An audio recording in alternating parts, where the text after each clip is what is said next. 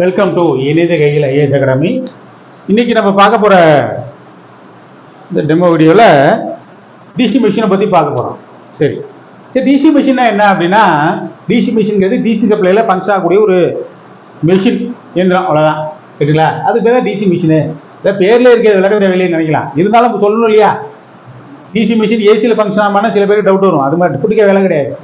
இருந்தாலும் அது தெளிவுபடுத்தணும். டிசி சப்ளையில் இந்த செயல்படக்கூடிய இயந்திரம் ரைட்டு. சரி, இது என்ன பண்ணுது அப்படின்னு பார்க்கும்பொழுது, அதை ஜென்ரலாக டிசி மிஷின் அப்படின்னு சொன்னால் அதை ரெண்டு வகையை கிளாசிஃபை பண்ணுவாங்க. டிசி மோட்டார், டிசி ஜென்ரேட்டர் அப்படின்னு சொல்லிட்டு ரெண்டுமே மெஷினரிஸ் வகையில் வரக்கூடியது, டிசி சப்ளையில் ஃபங்க்ஷன் ஆகக்கூடியது. சரி, ஃபர்ஸ்ட் பார்க்குறோம் டிசி மோட்டார் அப்படின்னா என்னன்னு பார்ப்போம். ஸோ டிசி மோட்டாருங்கிறது ஒரு இன்ஸ்ட்ருமெண்ட்டு அப்படின்னு கூட சொல்ல முடியாது, ஒரு எக்யூப்மெண்ட்டு. ஸோ அந்த எக்யூப்மெண்ட்டுக்கு சம்பாட்டு ஒரு சப்ளை கொடுக்கணும். கொடுத்தா தான் அது ஃபங்க்ஷன் ஆகும். கிடைக்கிற அவுட்புட் என்ன? Mechanical energy. So mechanical energy மோட்டாரில் அவுட்புட்டு மெக்கானிக்கல் எனர்ஜி. அந்த மெக்கானிக்கல் எனர்ஜி கிடைக்கிறதுக்கு என்ன சோர்ஸ் வேணும்? ஏதோ ஒரு சோர்ஸ் கொடுக்கணும். நம்ம கொடுத்தா தான் மெக்கானிக்கல் எனர்ஜி அவுட்புட் கிடைக்கும். ஸோ அந்த மெக்கானிக்கல் எனர்ஜி அவுட்புட் எடுத்து வேறு ப்ராசஸுக்கு, வேறு மெஷினரிஸ் ஆப்ரேட் பண்ணுறதுக்கு நம்ம பயன்படுத்த முடியும். ஸோ அதுதான் எலக்ட்ரிக்கல் எனர்ஜி அப்படின்னு சொல்கிறது. ஸோ எலக்ட்ரிக்கல் எனர்ஜி மீன்ஸ் என்னன்னா, அந்த இடத்துல ஒரு மோட்டாரை நீங்கள் கப்பல் பண்ணணும். சரியா? ஒரு மோட்டாரை கப்பல் பண்ணி சுழல வைக்கும் பொழுது தான் அதில் கிடைக்கிற அவுட்புட்டை நீங்கள் பயன்படுத்த முடியும். சரியா? So mechanical energy is converted to electrical energy is converted to mechanical energy. Electrical energy இன்புட்டாக கொடுக்குறோம். Output mechanical DC supply input கொடுக்குறோம். கொடுக்கும்போது தான் உங்களுக்கு மெக்கானிக்கல் எனர்ஜி அவுட்புட்டாக கிடைக்குது. மெக்கானிக்கல் எனர்ஜி அவுட்புட் மீன்ஸ் என்னன்னா, அது மேட்டா சுத்தும் இல்லையா, சுத்தக்கூடிய அவுட்புட் அந்த ரொட்டேஷனல் ஃபோர்ஸ் எடுத்து வேற பர்பஸ்க்கு பயன்படுத்துது. அதுதான் லோடு. மெக்கானிக்கல் எனர்ஜியை லோடாக பயன்படுத்தி கொள்ளலாம். எந்த ப்ராசஸை ஆப்ரேட் பண்ணுறதுக்கு பயன்படுத்துவோம் அதை பொறுத்தது. ரைட். அடுத்து பார்த்தீங்கன்னா டிசி ஜென்ரேட்டர். டிசி ஜென்ரேட்டர் அப்படின்னு சொல்லும்போது, mechanical energy is converted to electrical energy. Electrical energy அவுட்புட்டாக கிடைக்குது அப்படி ஞாபகம் வச்சுக்கலாம். சரி, மெக்கானிக்கல் எனர்ஜின்னு சொல்லும்போது எது என்னது? அது ஒரு பெரிய ஒரு மோட்டராக இருக்கலாம். ஸோ மோட்டாருக்கு டிசி சப்ளை கொடுக்குறோம், ஆப்ரேட் ஆகுது. அதோடு சேர்ந்து கப்பல் ஆகிருக்கூடிய இது மோட்டாருக்கு இன்புட் ஏசி சப்ளை கொடுக்குறோம். ஏசி டிசியை கன்வெர்ட் ஆகுது அந்த ஜென்ரேட்டரில் தான் கன்வெர்ட் ஆகுது. ஜென்ரேட்டரில் அந்த குறிப்பிட்ட போய் காம்படேட்டர் இருக்கு இல்லைங்களா, காம்படேட்டர் பிறகு தான் அது டிசியை கன்வெர்ட். அது வரைக்கும் ஏசி சப்ளை தான். ஏசி மோட்டர் நீங்கள் ஆப்ரேட் பண்ணால் போதும், அதோட சேர்ந்து கப்பல் பண்ணிக்கலாம். So mechanical energy is converted to electric energy. Output electric energy கிடைக்கணுங்க. அப்படி கிடைச்சுன்னா அது டிசி ஜெனரேட்டர். கரெக்டா? சரி, இதுதான் டிசி மிஷினை பற்றி சிம்பிளாக நம்ம சொல்லக்கூடிய விஷயம். சரி, கன்ஸ்ட்ரக்ஷன் வைஸ் பார்த்தீங்கன்னா எப்படி இருக்கும் அப்படின்னா, கன்ஸ்ட்ரக்ஷன் சேம் தான். கன்ஸ்ட்ரக்ஷன் வைஸ் டிசி மிஷின் அப்படின்னு பார்த்தீங்கன்னா, அதில் உள்ள விஷயம் அனைத்தும் இதில் இருக்கும். அது பயன்படுற இடத்தை பொறுத்து டிசி மோட்டார் அப்படின்னோ டிசி ஜென்ரேட்டர் அப்படின்னோ நம்ம பயன்படுத்தி கொள்ளலாம் அல்லது எடுத்துக்கொள்ளலாம். ஸோ இதுதான் விஷயமே தவிர, மற்றபடி கன்ஸ்ட்ரக்ஷன் வைஸ் பார்த்தீங்கன்னா சேமாக தான் இருக்கும்.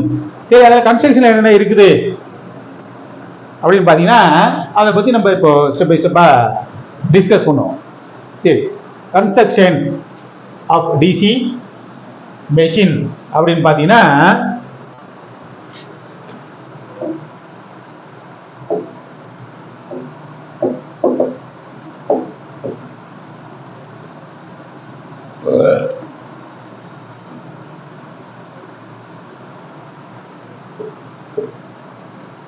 சரி, கன்ஸ்ட்ரக்ஷன் அப்படின்னு பார்க்கும்போது இதில் என்னென்ன மெயினான பாகங்கள் இருக்கும்? யோக்கம் இருக்கும்,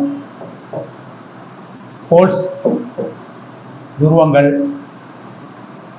போல்ஸ், இன்டர் போல்ஸ், அது ஆர்மேச்சர் கண்டக்டர்ஸு,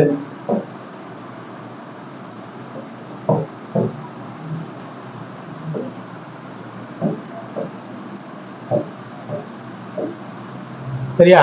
யோக் இருக்கும், போல் இருக்கும், ஆர்மேச்சர் கண்டக்டர்ஸ் இருக்கும். அப்புறம் ஸ்டேட்டார் வைண்டிங்ஸ் இருக்கும். வைண்டிங் அசம்பிள் ஆர்மேச்சர்னு சொல்லுவோம், ஃபீல்டு அப்படின்னு சொல்லுவோம். வைண்டிங் இருக்கும், அந்த வைண்டிங் லேப் வைண்டிங், வேவ் வைண்டிங்னு சொல்லுவோம். அப்புறம் என்னென்னா அப்படின்னா, இந்த ப்ரெஷ் ஹோல்டர் இருக்கும், கார்பன் ப்ரெஷ்ஷு இதெல்லாம் இருக்கும். அங்கே உருவாக்கக்கூடிய கரண்ட்டை வெளியில் எடுத்து விடுறது தான் அந்த கார்பன் ப்ரெஷ்ஷு. அந்த அரேஞ்ச்மெண்ட் இதெல்லாம் பயன்படுது. ஸோ அப்படிங்கிற பற்றிலாம் சொல்லுவோம்.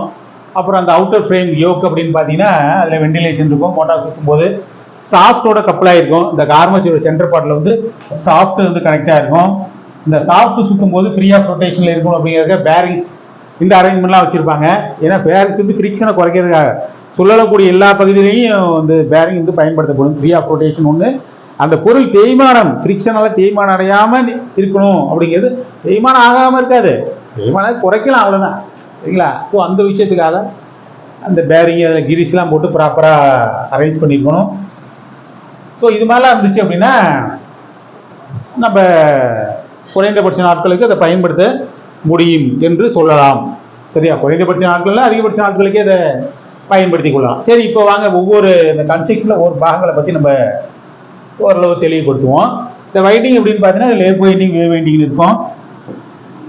லேப் வைண்டிங் அப்படின்னு பார்த்தீங்கன்னா A equal to P, armature conductor C equal number of poles அப்படின்னு சொல்லுவோம். வேவ் வைண்டிங், வேவ் அப்படின்னு பார்த்தீங்கன்னா அலை அலையாக போகிறது, கடல் அலை வருது இல்லையா, அது மாதிரி இப்போ அலை அலையாக வந்துட்டு இருக்கும். அந்த வேவ் வைண்டிங் அப்படின்னா armour of armature conductor C equal to 2, A equal to 2 அப்படின்னா இதுக்கு வந்து A ஈக்குவல் டு 2 அப்படின்னா வேவ் வைண்டிங், அதில் வரக்கூடிய வைண்டிங்கோட அமைப்பு அப்படின்னு சொல்கிறது. சரியா? இதில் ஜென்ரேட்டர் EMF அது அடுத்து பார்ப்போம் நம்ம. சரி, இப்போ கன்ஸ்ட்ரக்ஷன் வைஸ் பார்க்கும்பொழுது இதில் என்ன மெயினான விஷயம் அப்படின்னு பார்த்தீங்கன்னா, யோக்ங்கிறது அவுட்டர் ஃப்ரேம், அதாவது அந்த டோட்டலாக அதை பாதுகாக்கக்கூடிய, அந்த மோட்டாரை பாதுகாக்கக்கூடிய ஒரு அவுட்டர் அரேஞ்ச்மெண்ட் யோக். இது வந்து எப்படி பண்ணியிருப்பாங்கன்னா ஒரு இது ஒரு ஃபவுண்டரியில் செய்யப்பட்ட ஒரு காஸ்டின் மெட்டீரியலாக இருக்கும். சரியா? உள்ள இருக்கக்கூடிய அந்த பொருளால் வேற எதுலையும் மோதாமல் பாதுகாப்பாக வச்சிருக்கிறதா இதோட வேலை, யோக் அவுட்டர் ஃப்ரேம் அப்படின்னு சொல்றது. அடுத்து வந்து போல்ஸ், துருவங்கள். ஸோ துருவங்கள் தான் வந்து மோட்டார் சுழலுக்கு முக்கியமான ஒரு காரணமாக இருக்கிறது. அதே இதில் இந்த மோட்டாரோட ஸ்பீட் அப்படின்னு பார்த்தீங்கன்னா இந்த 120 F/P ஒரு ஃபார்முலா இருக்கு. துருவங்களை பொறுத்து தான் ஒரு சுழலக்கூடிய ஒரு மோட்டாரினுடைய ஸ்பீடானது டிட்டர்மைன் பண்ணப்படுகிறது. Speed is equal to N is equal to 120 F/P. இந்த எண்ங்கிறது depends upon number of poles. Number of poles மாறும்போது எண் வந்து மாறும். சரியா? ரைட். நம்பர் ஆஃப் போல்ஸ் அது வந்து ஆரம்பத்தில் வந்து இத்தனை போல்ஸ்லாம் டிசைன் பண்ணோம்னா அது வந்து அவ்வளோதான், சுழலுக்கு முக்கியமான துணை புரியுது நம்பர் ஆஃப் போல்ஸு. துருவங்கள், துருவ முனைகள், அந்த துருவத்தின் முனைகளை தான் வைண்டிங் சுற்றப்பட்டு இருக்கும். சரியா? ரைட். இப்போ ஆர்மேச்சர் கண்டக்டர்ஸ், அந்த வைண்டிங்கில் சுற்றப்பட்டு இருக்கக்கூடிய காப்பர் ஒயர்ஸ் இருக்கு, அதான் இந்த ஆர்மேச்சருக்கு கண்டக்டர். ஆர்மேச்சர் சுழலக்கூடிய பகுதியாக இங்கே இருக்கும். சரியா? ஆர்மேச்சருங்கிறது ரொட்டேட்டிங் பார்ட்டுங்க. ஃபீல்டுக்கு நிலையான பகுதி. சரியா? ஃபீல்டுக்கு நிலையாக இருக்கக்கூடிய பகுதி. இதில் வைண்டிங் ஆனது முறைப்படி சுற்றப்படும். டீத்து ஸ்லாட்டு, இந்த ஆர்மேச்சரில் பார்த்தீங்கன்னு வச்சுங்களேன், டீத்து ஸ்லாட்டு இந்த அரேஞ்ச்மெண்ட்ஸாக இருக்கும். அந்த ஸ்லாட்டில் தான் வந்து இந்த வைண்டிங்ஸ் வந்து சுற்றப்பட்டிருக்கும். வைண்டிங் சுற்றப்பட்டு அதில் வந்து ப்ராப்பராக வந்து இந்த இன்சுலேட்டிங் இந்த இன்சுலேட்டிங் மீன்ஸ் என்னன்னா அந்த இடத்துல அந்த இந்த கோட்டிங் கொடுத்துருப்பாங்க, எனாமல் கோட்டிங் கொடுத்துருப்பாங்க. So enamel one of the best conducting material. So இந்த இடத்துல நம்ம பிவிசி இன்சுலேஷன் பயன்படுத்த முடியாது, எனாமல் கோட்டிங் கொடுத்துருப்பாங்க. அது வந்து மற்ற வைண்டிங் அரேஞ்ச்மெண்ட்டோட டச் ஆகாமல் அந்த லெதரால் ஷீட்டு இது மாதிரிலாம் போட்டு இந்த காட்டன் டேப்லாம் போட்டு சுற்றி வச்சுருப்பாங்க. சுற்றினா அந்த ஒவ்வொரு வைண்டிங் செட்டாப் இதையும் போட்டு கட்டியிருப்பாங்க. ஏன்னா அது ஷார்ட் சர்க்யூட் ஏற்படும், ஏன்னா ஒன்று கொலாப்ஸ் ஆகி போயிடும். ஸோ அதுக்காக இது மாதிரி அரேஞ்ச்மெண்ட்லாம் இருக்கும். டீத்து ஸ்லாட் இருக்கும், டீத்தில் தான் இது ஸ்லாட்டில் தான் இந்த வைண்டிங் ஆனது ப்ராப்பராக அரேஞ்ச் பண்ணப்பட்டிருக்கும். ஃப்ளாட்டுக்கு நிலையான பகுதி, ஆர்மேச்சர் சுழலக்கூடிய பகுதி. ஸோ வைண்டிங் என்பது ரெண்டு வகையாக அது வந்து சாஃப்ட்டு. இந்த சாஃப்ட் அப்படின்னு பார்த்தீங்கன்னு வச்சுங்களேன், சாஃப்ட்டு தான் சுழலக்கூடிய பகுதி. இந்த ரெண்டு சாஃப்ட்டையும் மோட்டார் ஜென்ரேட்டர் செட்னு சொல்லும்போது மோட்டாரோட சாஃப்ட்டு ஜென்ரேட்டர் சாஃப்ட்டையும் ஒரே கப்ளிங்கில் இணைக்கும் பொழுது அந்த ஸ்பீடு இதில் கொடுக்கக்கூடிய இன்புட் போகிறனால அதுக்கு டிரான்ஸ்ஃபர் செய்யப்படுகிறது. அப்போ அதே வேகத்தில் அது வந்து சுழலுது. சாஃப்ட்டுங்கிறது ரொம்ப முக்கியமான பகுதி, centre part of the machine, அதுதான் வந்து சாஃப்ட்டு. சரிங்களா? ரைட். அடுத்து பார்த்தோம்னாக்க வைண்டிங்கிறது லேப் வைண்டிங், வேவ் வைண்டிங் என்று இரண்டு வகையாக பிரிக்கலாம். ஆர்மேச்சர் நம்பர் ஆஃப் ஆர்மேச்சர் கிடைக்கிறது போலுக்கு ஈக்குவலாக இருக்கு, துருவங்கள் எண்ணிக்கை ஈக்குவலாக இருக்கு அப்படின்னா A equal to P lap winding சொல்றது. வேவ் வைண்டிங்கிறது A ஈக்குவல் டு 2. சரியா? A மதிப்பு 2ஆக இருந்தால் ஆர்மேச்சர் கண்டக்டர். அப்ப இசட்னு ஒரு பார்ட் வரும். நம்ம EMF பத்தி படிக்கும்போது இசட், இந்த இசட்ங்கிறது இந்த இடத்துல என்னன்னா number of parallel path. Number of parallel path தான் இசட் என்று அழைக்கப்படும். சரிங்களா? Okay, right. இப்போ நம்ம கன்ஸ்ட்ரக்ஷன் பத்தி பார்க்கணும். இதுல ஜென்ரேட் ஆகக்கூடிய individual EMF, generator voltage EG என்னவாக இருக்கும் அப்படின்னு பார்த்தீங்கன்னா P by N Z divided by 120 60A அப்படின்னு 60Aன்னு சொல்லிட்டு இப்போ லேப் பண்ணிங்கன்னா A ஈக்குவல் டு பி அப்படின்பாங்க. அப்போ என்னாகும், ஏவும் பியும் கேன்சல் ஆயிரும். ஈக்குவல் மீதியெல்லாம் வச்சு கால்குலேட் பண்ணி நம்ம ஜெனரேட் EMF எவ்வளோ வோல்டேஜில் சொல்லலாம் லேப் பெண்டிங் ஜெனரேட்டாக இருந்தால்.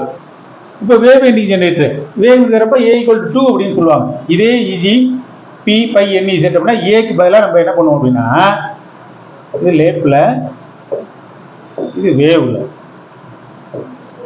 என்னன்னா P by N Z by 60A A equal to 2ங்கிறப்ப என்ன வரும், மீதி மேலே இருக்க வேல்யூ அப்படியே தான் வரும். என் இசட் அப்படியே போடுவோம், 120 ஏன்னு போடுவோம். ஜென்ரேட்டடு EMF கண்டுபிடிக்கக்கூடிய ஃபார்முலா கரெக்டா, ஜென்ரேட்டட் EMF கண்டுபிடிக்கக்கூடிய ஃபார்முலா. ஓகே, ஸோ இந்த டெமோ வீடியோ செக்ஷனில் நம்ம டிசி மிஷினை பற்றி பார்த்துருக்கோம். இந்த டிசி மிஷினோட டைப்ஸு, கன்ஸ்ட்ரக்ஷனு, இதெல்லாம் நம்ம ஓரளவுக்கு பார்த்துருக்கோம். அடுத்தடுத்து வரக்கூடிய டெமோ வீடியோக்குள்ள இது மாதிரி நல்ல டாப்பிக்காக நம்ம டிஸ்கஸ் பண்ணலாம். சரியா? Thank you very much for your kind cooperation. இன்றைக்கி இவ்வளோ நேரம் இந்த ரெக்கார்டு வீடியோவை பார்த்துருப்பீங்க, இனிமேலும் பார்க்கறதுக்கு வாய்ப்புகள் இருக்குது. நல்லா பார்த்து தெளிவாக நீங்கள் புரிஞ்சுக்கலாம். சரியா? தேங்க்யூ.